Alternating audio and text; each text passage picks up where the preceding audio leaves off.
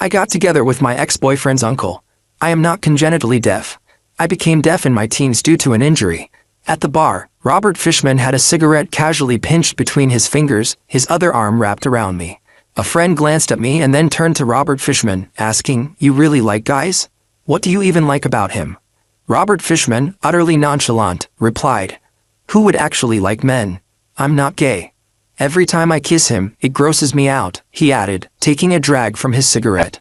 The friend chuckled, teasing, "Aren't you afraid he'll hear you talking like that?" Robert Fishman gave me a warm, gentle smile, but the words that followed sent a chill through my entire body. He hates noisy places like this. Every time he comes, he leaves his hearing aids at home. He can't hear anything. Then why did you even get together with him? It was the first time I had a gay guy around. Robert Fishman flicked his cigarette ash, his tone as indifferent as ever. I just wanted to fool around. What he didn't know was that this time, I was wearing my hearing aids. When I entered the bar, I frowned. From a distance, I saw Robert and his group. I walked toward them. Robert still had a cigarette in his mouth and gestured to the seat next to him, inviting me to sit. I'm late onset deaf. My father, a drunk, struck me as a child, leaving me deaf in one ear. I wear my hearing aids every time I go out, except in places like this. Robert poured me a drink and gestured with both hands, indicating I should drink some. I tugged at the brim of my hat uneasily, took a sip, and set the glass back on the table. His friend snickered. "Your little boyfriend doesn't drink at all, huh?" Confused, I looked at Robert. He leaned back in his chair, holding a cigarette between his fingers. "Yeah. It's harder to get him to drink than to climb Mount Everest." As soon as he said that, his friends burst into louder laughter. "You're kidding, right? You haven't even slept with him yet, have you?" Robert squinted, the cigarette clamped in his teeth, and said nothing. "Come on, do you actually like men? What is it that you like about him anyway?" I wanted to know too. What exactly did Robert Fishman like about me? He's deaf and doesn't talk much. Other than having a good-looking face, what else does he have going for him? For some reason, Robert exhaled a smoke ring and chuckled softly. His body's pretty nice, too. The laughter around the table grew even louder. Some of them stared at me, their eyes full of scrutiny.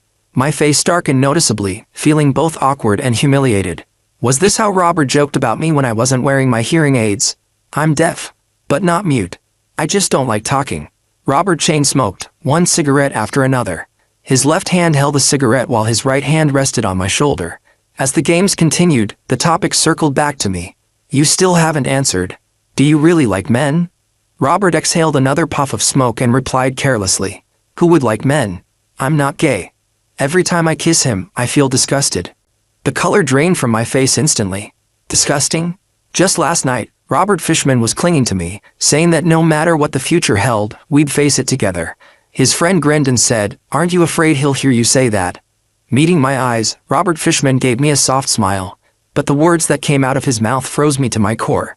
"This place is too noisy. He doesn't wear his hearing aids." "You're kidding, right? Then why did you get with him in the first place?" Robert flicked the ash off his cigarette casually. "It was my first time being around a gay guy. Thought it'd be fun to try." I couldn't hear anything. All that buzzed in my ears was static. I stood up, grabbed the bottle on the table, and smashed it against Robert Fishman's head. Blood, mixed with alcohol, trickled down his face. No one expected me to snap like that. For a moment, everyone froze. I stared straight into Robert Fishman's eyes, my voice steady and deliberate. "Must have been so hard for you to kiss someone as disgusting as me. Now get lost." I stormed out of the bar.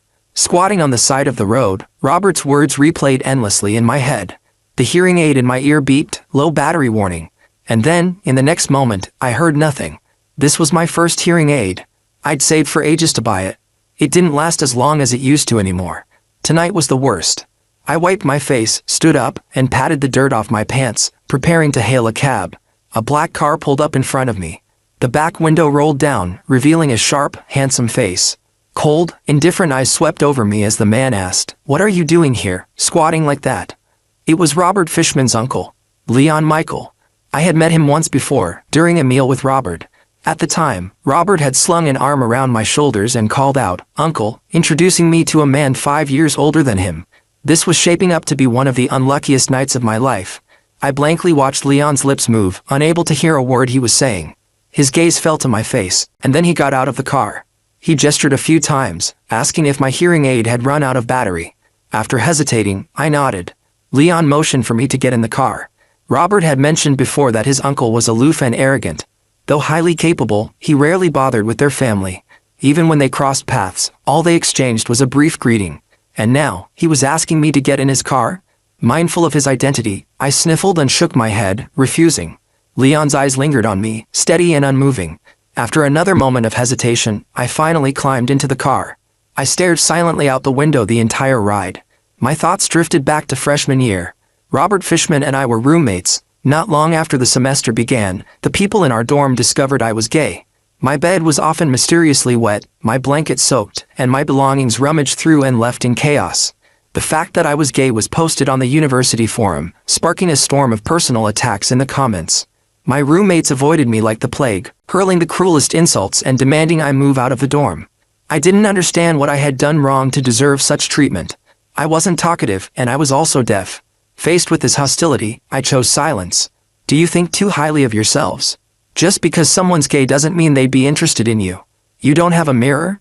Use some water instead. Ugly as hell, yet full of yourself. It was Robert Fishman who first stood up for me when everyone else hurled insults my way. I was surprised. I didn't expect anyone to defend me. When Robert Fishman spoke up, the others didn't dare say much after that. To thank him, I brought him a milk tea. Afterward, whenever I went to class, Robert Fishman would walk with me. Even if people stared at us on the way, he didn't care. Robert Fishman shrugged. See? These people are just bored. I nodded in agreement.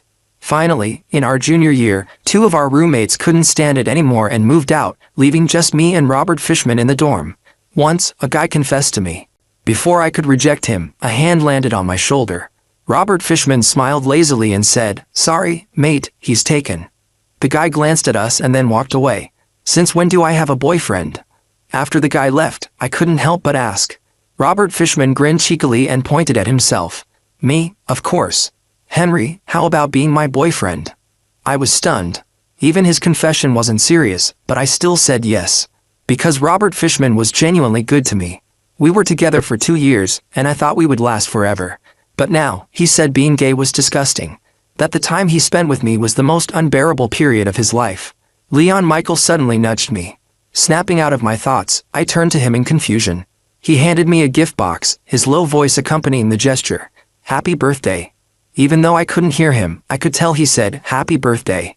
My mind went blank for a moment, my eyes fixed on the black box in his long, elegant fingers. I'd forgotten, it was my birthday today. I was at a loss. How did Leon Michael know it was my birthday? Before I could figure it out, Leon pushed the box closer to me. The gift was clearly expensive. This is too much. I can't accept it. I lowered my gaze, struggling to find the words. Besides, I wasn't close enough to Leon for something like this. Leon let out a soft chuckle, freeing a hand to pull mine closer. The touch burned like fire. He flipped my palm upward and placed the box into my hand. Really, I can't, I insisted. Take it, Leon signed in fluid hand gestures. I didn't know how to refuse anymore, so I accepted the gift. The car stopped at the gate of my apartment complex. After getting out of the car, I held the gift box and said a soft thank you through the open window to Leon Michael. He only gave a small nod in response.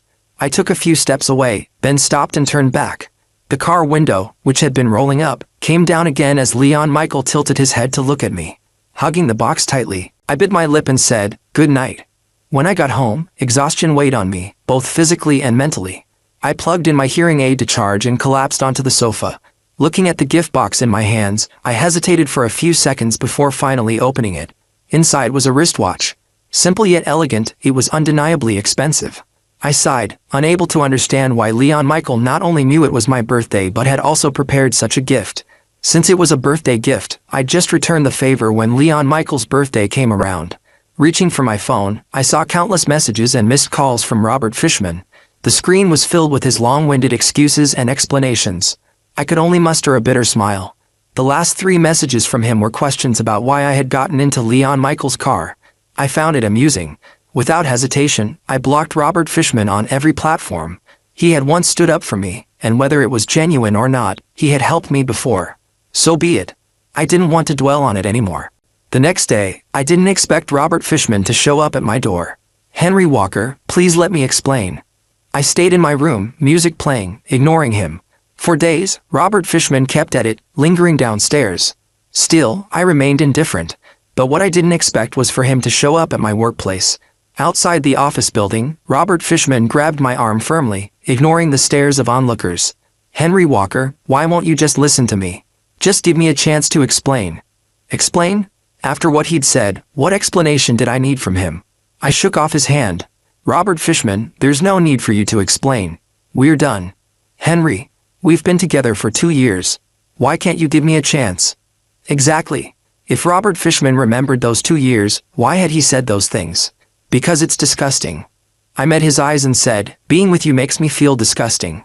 I wasn't thinking when I said that. I was just joking. Robert Fishman insisted, reaching out again. "Don't take it to heart." I laughed. A joke? It was almost funny how he could say that. "But I'm not joking," I said, tugging at the corner of my lips. "Now leave." If I hadn't heard what Robert Fishman said that day, I might have foolishly stayed with him forever. I liked Robert Fishman, but that feeling was shattered by him. Still, he stubbornly held onto my arm, his face etched with determination. "Henry, we have to talk this out today." Clenching his jaw, he added, "You were never like this before." I looked at him coldly. "And I never knew you were so disgusted by gay people."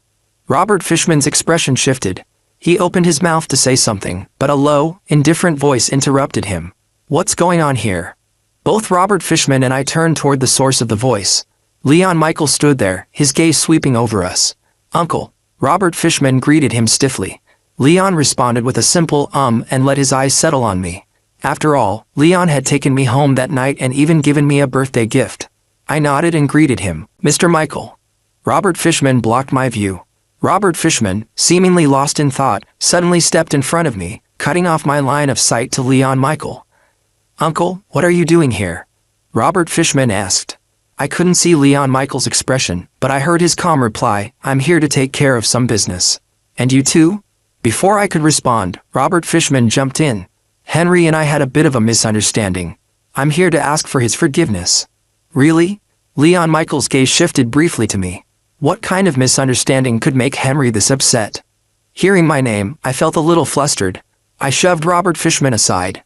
"Sorry about that, Mr. Michael." I smiled and said, "Mr. Michael, I really liked the birthday gift you gave me." "Thank you. As long as you liked it," he replied. Robert Fishman seemed to finally process the situation. He looked back and forth between me and Leon Michael, his brow furrowing. "Henry, you too?" Annoyed, I yanked off my hearing aid. Leon Michael let out a quiet laugh. Maybe Robert Fishman finally gave up. For the next few days, it was as if he had disappeared. He didn't come to bother me anymore. Adult relationships, if one doesn't work, move on to the next. Besides, life isn't all about relationships. There's also work. I didn't have time to dwell on it. I was deep into a project when my supervisor came out of their office and announced, "No need to come in tomorrow." The office fell silent. I stopped typing and, after a moment, asked, "Why, sir?" The supervisor patted my shoulder. "Did you offend someone?" Robert Fishman immediately came to mind. Aside from him, I couldn't think of anyone else. All I can say is, "I'm sorry, Henry." I packed my things and left. As I stepped out of the building, I saw Robert Fishman leaning against a car, smoking. It looked like I had guessed right. Pretending not to see him, I stood at the curb, waiting for a cab. "Henry." Robert Fishman approached, cigarette still between his fingers. "If you forgive me, you can go back to work immediately," he said. This job had been a hard one. During my senior year, I sent out countless resumes before finally landing it. Other major companies were impressed by my qualifications but always hesitated upon learning about my hearing issues, muttering an apologetic "sorry." Now, Robert Fishman had ruined it all. And he still thought I would get back together with him? Did I have doormat written on my face? "Robert Fishman, have you been watching too many brain-dead soap operas?" I said coldly, though my voice carried a bitter laugh. Robert Fishman hadn't expected me to speak to him like that. He took a drag from his cigarette and laughed as well. His gaze dropped to my face. "Henry, you know as well as I do. No matter how many jobs you apply for, whether you're hired or not is just a matter of one word." Robert Fishman came from a powerful circle, and he was right. If he wanted to ruin me, one word was all it took. Just as he said, my resumes vanished into a void. This was my first year out of college. While I hadn't achieved anything extraordinary at work, I had brought considerable value to the company. It didn't make sense for so many job applications to receive 0 responses. The answer was clear. Robert Fishman was ruthless. He wanted me to crawl back to him. Dream on. I slammed my laptop shut and stepped onto the balcony, lighting a cigarette. It had been half a month since I was fired, and I still hadn't found a job. Thankfully, I'd always lived frugally. Aside from rent and utilities, I had little to no expenses. My savings could last 3 more months, barely. Blowing smoke into the night air, I reflected bitterly. When I was with Robert Fishman, I didn't smoke, didn't drink. Even when I was job hunting during college, I hadn't been this stressed. And yet, in just half a month, I had taken up both smoking and drinking. If Robert Fishman thought he could make me beg, then let him keep dreaming. I stubbed out my cigarette and turned back into the apartment. For the sake of finding work, I thickened my skin. Armed with dozens of resumes, I went to company after company, asking if they were hiring. I'd lost count of the number of rejections, and now only one company remained on my list, Create Vision. I approached the reception desk, resume in hand, and asked if they were hiring. The receptionist gave me a professional smile. All job openings will be posted on our website, she said. Got it, another rejection. As I turned to leave, the elevator dinged, and a group of men in black suits stepped out. In the center of them stood someone strikingly familiar. My pupils contracted. It was Leon Michael. As if sensing my gaze, Leon turned his eyes toward me. I instinctively averted mine, but he walked over anyway. Henry, he said, what are you doing here? Now that he was standing in front of me, I couldn't pretend anymore. I'm job hunting, I admitted. Leon's gaze rested on my face as he softly asked, and your job? I looked up at him, searching his face for some sort of answer. Robert Fishman was his nephew. Given the lengths Robert had gone to force me back into his life, pulling strings and leveraging his network, I couldn't believe Leon wasn't aware of it. I forced a grin. I got fired, Robert Fishman's doing. Leon studied me for a long moment, and I held his gaze until he was the first to look away. Try my company, he asked. For a brief second, I wished I had a cigarette to calm my nerves. I applied, I said, but I was rejected. I really had applied. And I really had been rejected. HR had politely told me I wasn't a good fit for their company. Leon said nothing, pulling a business card from his pocket and handing it to me. I'm looking for an assistant. Call me if you're interested. Life has a way of humbling you. One moment, I was dismissive. The next, I found myself calling him, thick-skinned. Mr. Michael, I've made up my mind. Leon gave a simple followed by, start tomorrow. And just like that, I became Leon Michael's assistant. On my first day as his assistant, Leon took me to a private hearing aid facility. Why are we here? The moment the words left my mouth, I realized how redundant my question was. Leon glanced at me. A welcome gift. A welcome gift for a new assistant. What a big company indeed. The new hearing aids fit perfectly, and I had to admit, expensive things really are worth the price. Though, I glanced at the price list. Goodbye. Let's go, Leon said, and I followed. Half a month in. After working for Leon for half a month, I found the job surprisingly manageable. Compared to my last job, it was much less stressful. One day, I approached Leon's office with documents in hand. The door was slightly ajar, and just as I raised my hand to knock, I froze at the sound of a familiar voice. Robert Fishman. Uncle, why did you make Henry your assistant? Robert's tone was frustrated but restrained. He had a fight with me, so I had to force him to come back to me, Robert said, his words tinged with desperation. The grip on my documents tightened involuntarily. How had I not realized before what a scumbag Robert was? Lost in thought, I barely registered Leon's voice, calm and unwavering. Henry is excellent. He needs a job, and I can give him one. Uncle, I'm begging you, fire Henry. If you need an assistant, I can find someone experienced for you. Henry is deaf and doesn't like to talk. He's not cut out for this job, Robert pleaded, his voice quieter now. Whether he's capable or not is up to him, Leon replied coolly. That's enough. Leave. The silence breaks. Inside the room, there was a full minute of silence before Robert Fishman suddenly raised his voice, almost hysterically. Uncle, have you fallen for Henry? You've never let anyone else into your car before. And that time Henry mentioned the birthday gift you gave him, I found it strange. Uncle, I can't think of any other reason. Robert took a deep breath and asked again, you like Henry, don't you? Standing outside the door, I felt completely unprepared for what I was hearing. Leon Michael's cold voice pierced through the crack in the door, directly hitting me. He didn't hesitate as he admitted, yes. So what? Robert Fishman let out a bitter laugh, anger and disbelief etched on his face. Uncle, I can't believe you. I've always respected you as my elder, but falling for your nephew's boyfriend. Don't you feel ashamed? Leon remained calm and replied evenly, you broke up with him. At most, he's your ex. When Robert Fishman stormed out, I quickly hid, my heart pounding uncontrollably, as if it might burst from my chest. I stood there for a long time, unable to calm down. Leon Michael likes me? I thought about it for an entire day and night, still unable to figure out what Leon saw in me. Growing up, my mother left because she couldn't endure my father's domestic abuse. My father was a drunk and a compulsive gambler who would come home and take his frustrations out on me. In middle school, during one of his drunken rampages, he hit me so hard that I lost my hearing in one ear. Thankfully, he died when I was in high school. So why would someone like Leon Michael be interested in me? Or was he just using me to spite Robert Fishman? This thought plagued me so much that I ended up being gloriously late to work the next day. An awkward encounter. As luck would have it, the elevator dinged just as I arrived, and out walked Leon Michael. I lowered my head, silently praying he wouldn't dock my attendance. Late, his voice fell over me like a sharp knife. Terrifying. Bracing myself, I looked up with a grim determination. "I'm sorry, Mr. Michael. It won't happen again." Leon didn't indicate whether he believed me. He said curtly, before instructing me to accompany him to meet a client. Robert Fishman's interference. Robert Fishman tried to come to the office to find me. I avoided him every time, and after the second attempt, Leon Michael directly contacted security, instructing them to throw Robert out if he came again. Standing in Leon's office, I stared at him, dumbfounded. That was his nephew, after all. Such ruthlessness.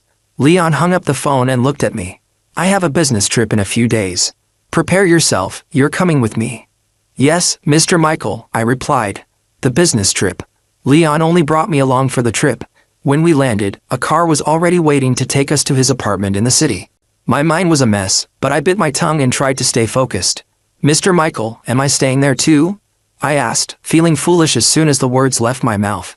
"There's a guest room," Leon said plainly. "I'd prefer to stay at a hotel," I muttered. He didn't insist, instructing the driver to drop me off at a nearby hotel after taking him to his apartment. The dinner. During dinner, Leon drank a lot. As his assistant, I should have helped him avoid drinking too much, but he stopped me. His voice was low.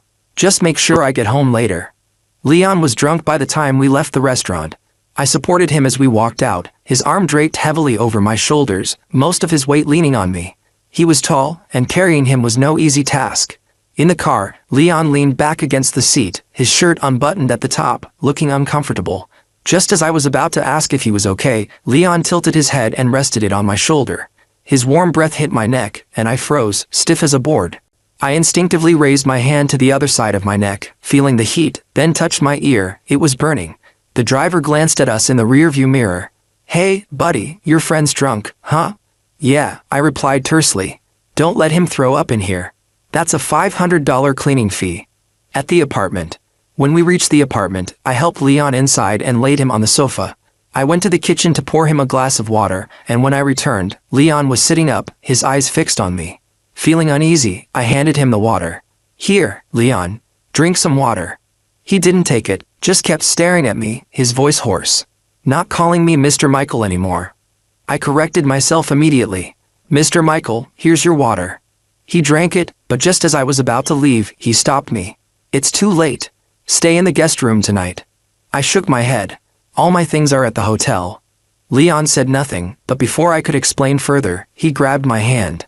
The next second, I stumbled onto the sofa, with Leon pinning me down. His gaze was dark and unreadable, full of emotions I couldn't decipher. His hand gripped my chin, and I instinctively tried to push him away, but the gesture seemed to provoke him further.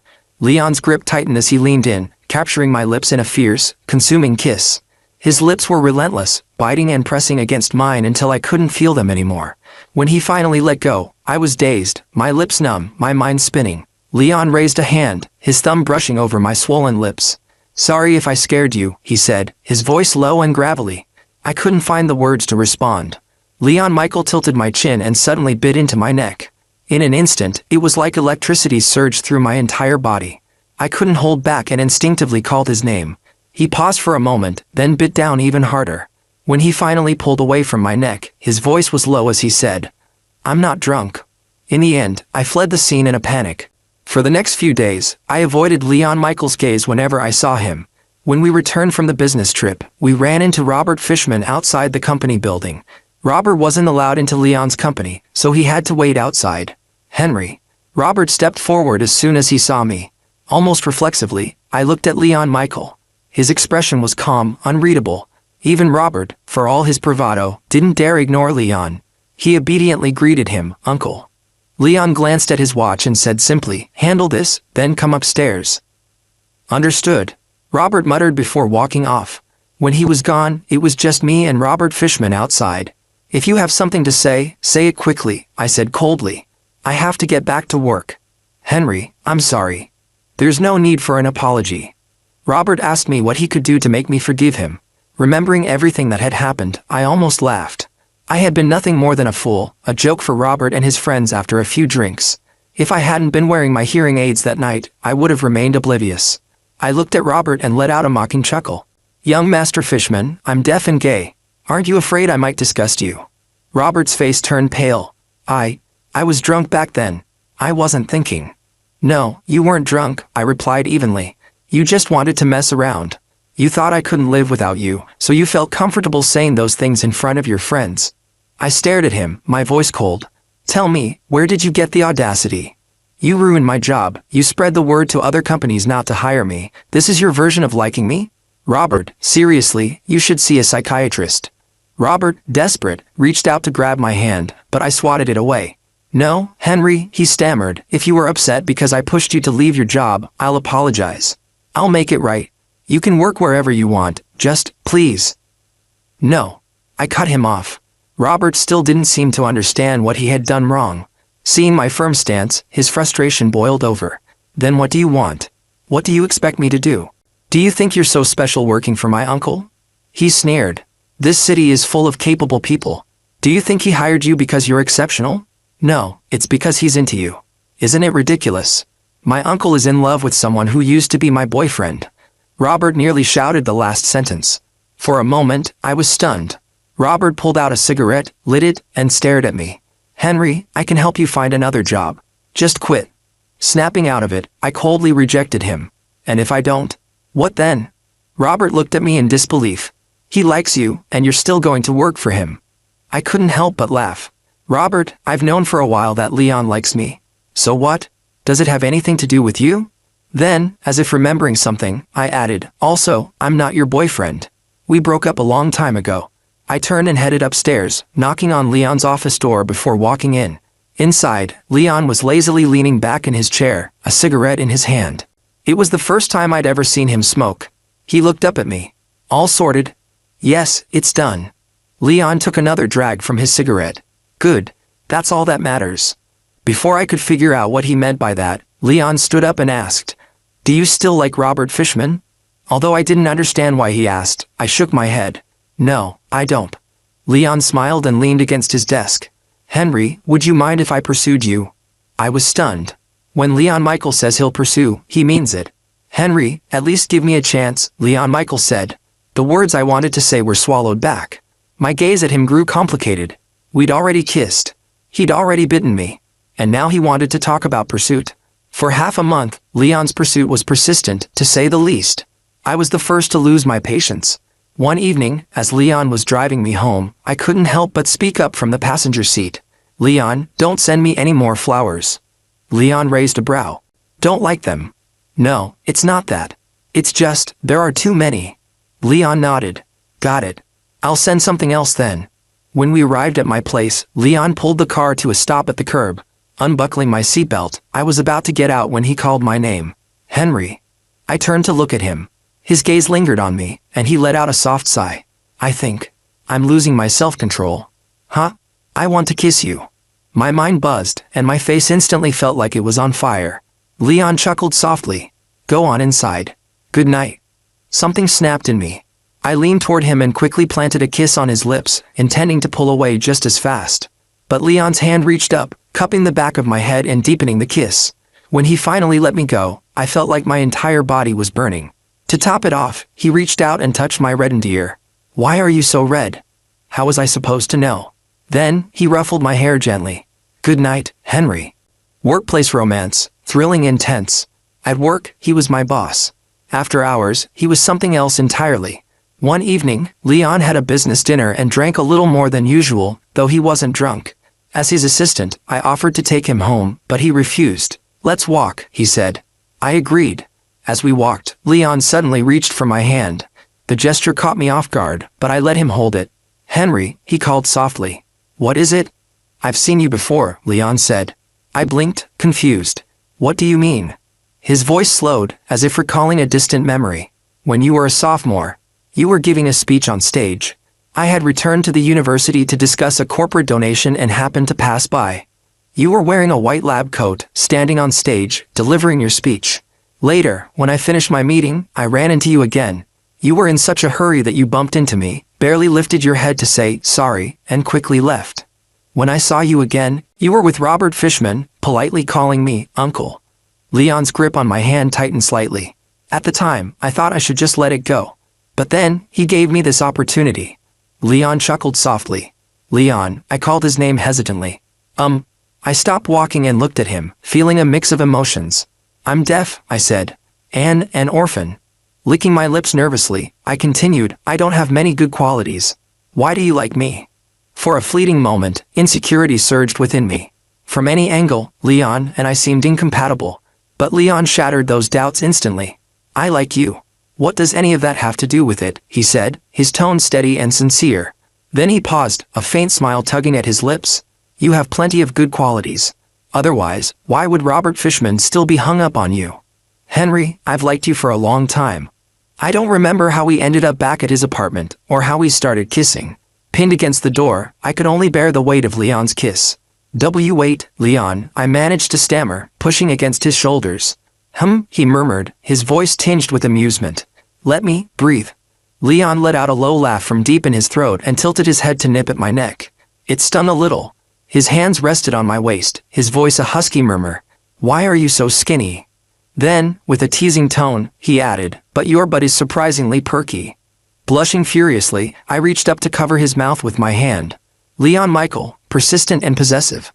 Leon Michael kissed me gently and asked if I'd ever been with Robert Fishman. I told him no. When I was with Robert Fishman, it was my junior year, and by senior year, I was too busy. Robert had brought it up many times, but just as I made up my mind to agree, he called me disgusting. Leon seemed very satisfied with my answer. He scooped me up effortlessly and carried me to the bedroom. Leon Michael seemed deeply concerned about the time I spent with Robert Fishman. As he kissed my Adam's apple, he asked if Robert had ever kissed me there. I shook my head. Leon asked me countless other questions until I nearly broke down, pulling out my hearing aid in frustration. Leon chuckled softly, and I felt like I was drowning. A chance encounter with Robert Fishman. The next time I saw Robert Fishman, I was out shopping for a gift for Leon. Robert's eyes were red as he stared at my neck, where Leon's marks were still visible. "You slept with Leon Michael, didn't you?" Robert hissed through gritted teeth. "What does it have to do with you?" I snapped and walked around him. As soon as I closed the door behind me, Leon wrapped his arms around me from behind, burying his face into my shoulder. "Where did you go?" "Still full of energy, I see," I muttered. Since being with Leon, I discovered just how clingy he could be. I handed him a bag. "I went out to get you a gift." I had stumbled upon the fact that it was Leon's 28th birthday. After he'd worn me out the night before, I got up early to find a present. Honestly, with this kind of willpower, I felt like I could achieve anything in the future. Leon glanced at the bag and took it, his tone lazy yet affectionate. "I still like you." I was speechless. "My whole body hurts," I complained. Leon raised a brow. "Fine, we won't do anything. I just want to hold you." Another wild night. By the next morning, I woke up feeling sore, aching, and stiff. Dragging myself out of bed, I found Leon on the balcony, on a call. As I approached, I overheard him say, "There's no need to arrange blind dates for me. I already have a boyfriend." There was a pause, and then, of course, a boyfriend is a man. I froze. Was he coming out to his family? I slid the balcony door open with a whoosh, and Leon turned his head to look at me. "I'll call you back later." "He's awake," he said, ending the call. Once he hung up, I stepped outside. "Are you insane?" I blurted. Leon pulled me closer and kissed my forehead. Seeing how unbothered he was, I took a deep breath. "You came out to your family?"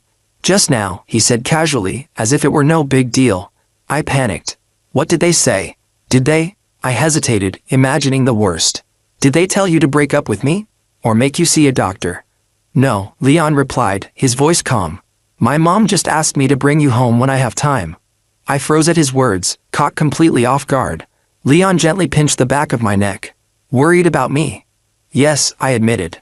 Leon was silent for a moment before letting out a soft laugh. If they don't approve, I'll just run away with you. Running away is for teenagers, I retorted. Leon's smile faltered, and he narrowed his eyes. You think I'm old? Sensing danger, I quickly took a step back, frantically shaking my head. Not old, not at all. You're in your prime, you're at the perfect age. Leon's expression darkened. Don't sleep tonight, he said coldly. For the sake of my survival, I hesitated before stepping forward to wrap my arms around his neck. His face remained impassive. Even if you apologize, I won't forgive you. I kissed him lightly. I like you. I want to grow old with you. Extra chapter. Leon Michael brought me home to meet his family. I sat nervously beside him. For this occasion, Leon's parents had invited all their relatives for a big family dinner, including Robert Fishman. Robert's face was as dark as a storm cloud as he glared in our direction, but I pretended not to notice. After making the rounds and meeting what felt like an endless number of relatives, I let out a deep sigh of relief. This was overwhelming. Leon's family had so many relatives. That evening, after everyone had left, I stood awkwardly in Leon's room on the second floor. Leon chuckled lightly. What's wrong? Planning to stand there like a door guardian all night? Are we staying here tonight? Even though Leon and I had already done everything there was to do, staying in the same room under his parents' roof felt too bold. I was still holding the gift I had brought for them, shuffling my feet nervously before finally walking over. Maybe I should go ask your parents to give me a separate room? Leon raised a brow. Shy? No. Then what is it? After a long pause, I stammered, I just don't want your parents to get a bad impression of me right after meeting them. Leon tilted his head slightly, laughing at my words. I couldn't help but pinch him. Leon coughed lightly. Don't worry. We won't do anything. I was speechless.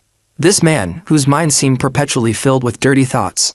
In the end, we did stay in the same room. Leon kept his word. We didn't do anything, at least, not until we got back home. The moment we stepped into the room, Leon pressed me against the door and kissed me fiercely. It was intense and aggressive. I could barely breathe. Leon's breathing grew heavier as he swept my hair back with his hand.